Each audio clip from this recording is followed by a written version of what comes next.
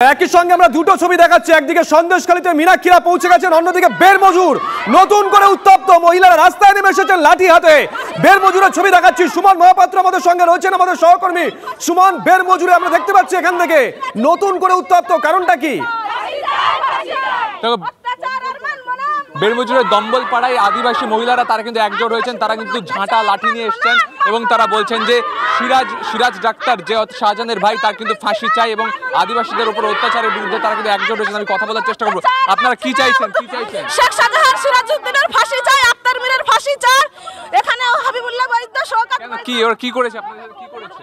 আমাদের উনি সামনে আসেনি, অথচ ওনার গুন্ডা বাহিনী আমাদেরকে এসে অত্যাচার করেছে। আমরা রাত্রে থাকতে পারিনি, বাড়ি নিয়ে কেউ থাকতে পারল না। স্বামীরা ছোট ছোট বাচ্চা নিয়ে আমাদেরকে মাঠে থাকতে হয়েছে, ছোট ছোট বাচ্চা রাতে ছোট ছোট বাচ্চা নিয়ে মাঠে থাকতে হয়েছে ইত্যাদি একাধিক অভিযোগ রয়েছে এবং সেই অভিযোগের ভিত্তিতে কিন্তু সাধারণ মানুষ যারা আদিবাসী মানুষ তারা কিন্তু একত্রিত হয়েছেন, ঝাঁটা লাঠি নিয়ে তারা কিন্তু বেরিয়ে এসেছেন এবং নতুন করে কিন্তু বেরমজুর উত্তপ্ত হয়ে উঠেছে এবং সাধারণ মানুষ যারা তারা কিন্তু শাহজাহান এবং সিরাজের ফাঁসি চাইছেন, ফাঁসির দাবিতে কিন্তু তারা ফের রাস্তায় নেমেছেন। নতুন করে কিন্তু বেরমজুর উত্তপ্ত হয়ে উঠেছে। সরাসরি সেই ছবি লাইভের এক্সক্লুসিভ টিভি 9 বাংলার পর্দায় ঝাঁটা লাঠি নিয়ে আবারও কিন্তু গ্রামবাসীরা একজোট এবং তারা কিন্তু ফাঁসির দাবি করছেন। তুমি দেখতে পাচ্ছ সরাসরি সেই সুমন, পুলিশ তো বলেছে কেউ কোনো দোষ করে থাকলে শাস্তি পাবে।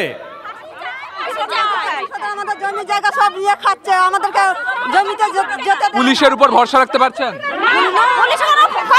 পুলিশের আমাদের ভরসা দিচ্ছে না, পুলিশের উপরে কোনো ভরসা পাইনি, কোনো নিরাপত্তা পাইনি, সব লুট করে নিয়েছে, মাছ ধরে নিয়েছে। আমরা রাজ্য পুলিশের উপর এদের কোনো ভরসা নেই, তাই ঝাঁটা এবং লাঠি নিয়ে তারা কিন্তু বাইরে বেরিয়ে এসেছেন।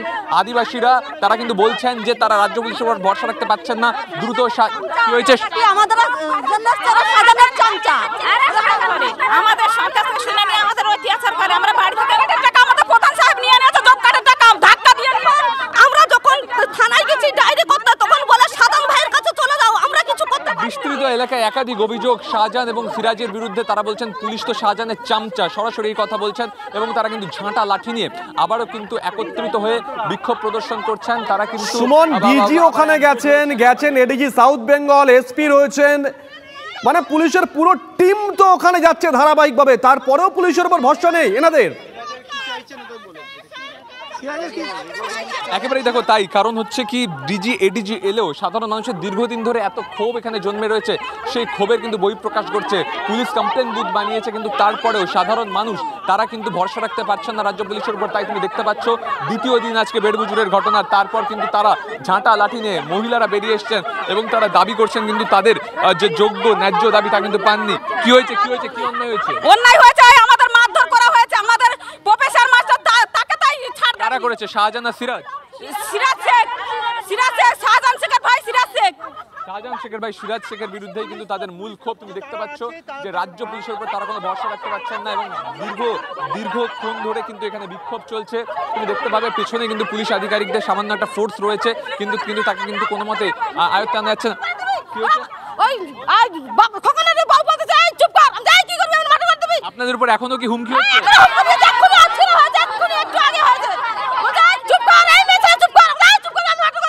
কারা হুমকি দিচ্ছে? এরকম আদিবাসী মহিলারা তারা কিন্তু একজোট হয়েছেন এবং একজোট হয়ে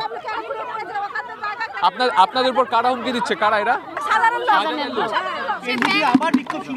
দেখবো আজকে সন্দেশখালী এসছে।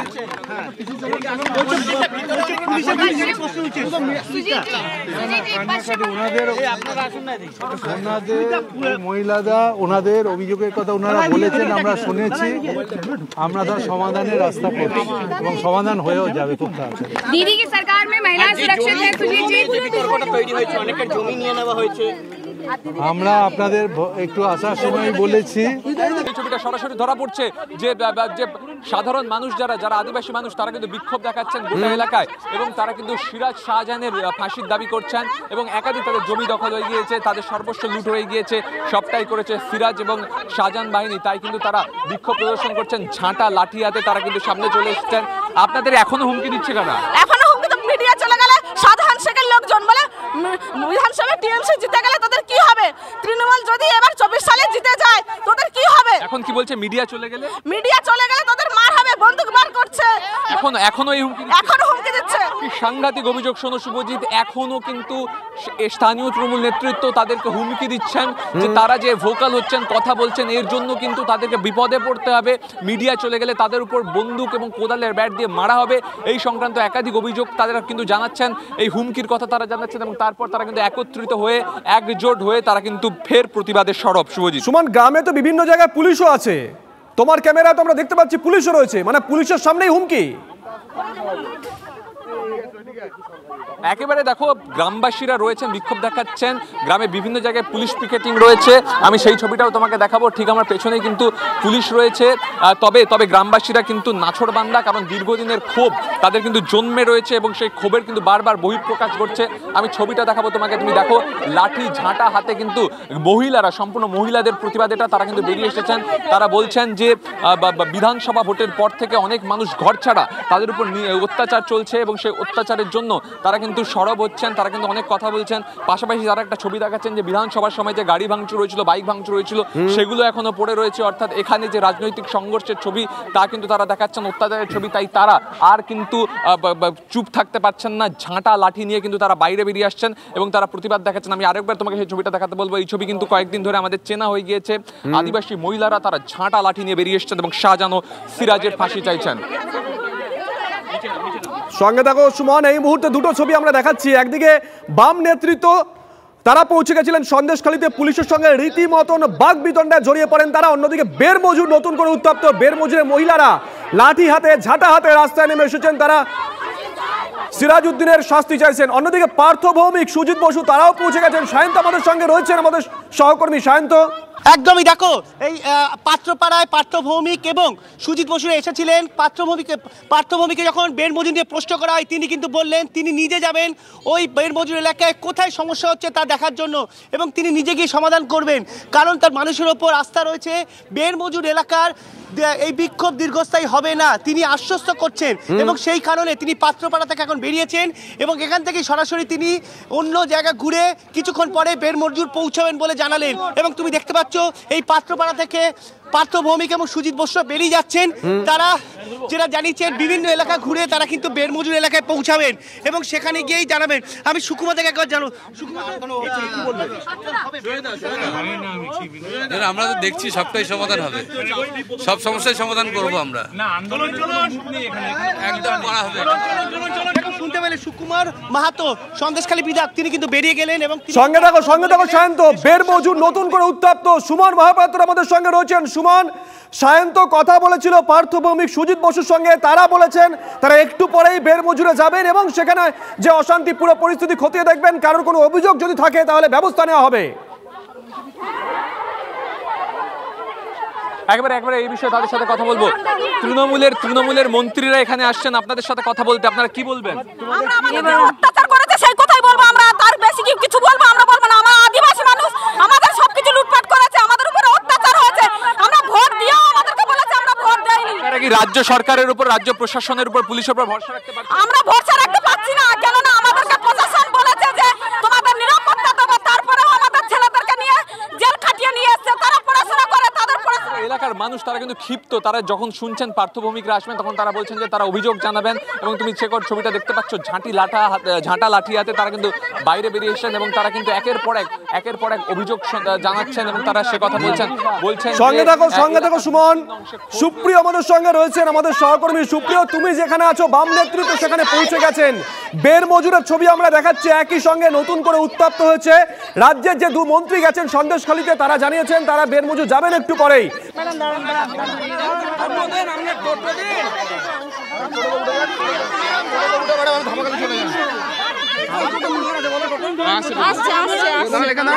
আমাদের টোটো আছে পেছনে, ওই টোটো আছে, এই তো টোটো আছে আমাদের, ওই যে পেছনে টোটো আছে, ওই যে টোটো আছে, চলুন ওই টোটোতে উঠে যাচ্ছে।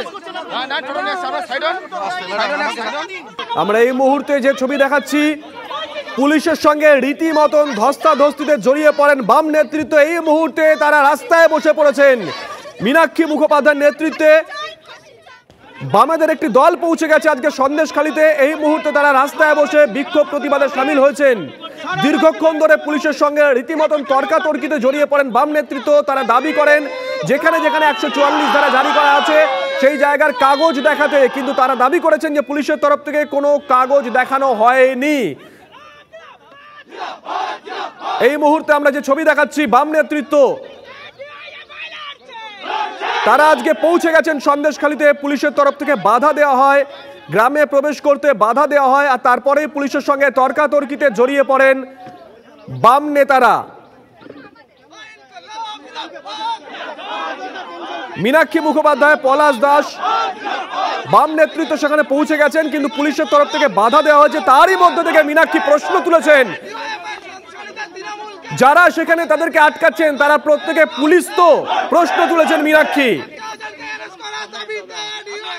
অন্যদিকে বের মজুর, সেখানে মহিলারা রাস্তায় নেমে এসে প্রতিবাদে সামিল হয়েছেন। তারা শাহজাহান এবং শাহজাহানের ভাই শেখ সিরাজউদ্দিনের শাস্তি চেয়েছেন। একই সঙ্গে দুটো ছবি আমরা দেখাচ্ছি। নতুন করে উত্তপ্ত সন্দেশখালীর বিভিন্ন এলাকা। বাম নেতৃত্ব তারা পৌঁছে গেছেন, তৃণমূল কংগ্রেস নেতৃত্ব তারা পৌঁছে গেছেন। বের মজুরে মহিলারা রাস্তায় নেমে এসেছেন লাঠি হাতে, ঝাঁটা হাতে। তারা বলছেন দীর্ঘদিনের বঞ্চনার শিকার তারা, তাই স্থানীয় পুলিশ প্রশাসনের ওপর কোনো আস্থা নেই। আমরা প্রশ্ন করেছিলাম রাজ্য পুলিশের যারা শীর্ষকর্তা আছেন তারা তো সেখানে পৌঁছে গেছেন, তাদের প্রতি কোনো আস্থা আছে কিনা। তারা বলেছেন কোনো পুলিশের প্রতি তাদের কোনো আস্থা নেই। সুমন মহাপাত্র আমাদের সঙ্গে রয়েছেন, আমাদের সহকর্মী। সুমন, সেখানে পুলিশ গেছে, একটা ছবি আমরা দেখতে পাচ্ছি এখান থেকে।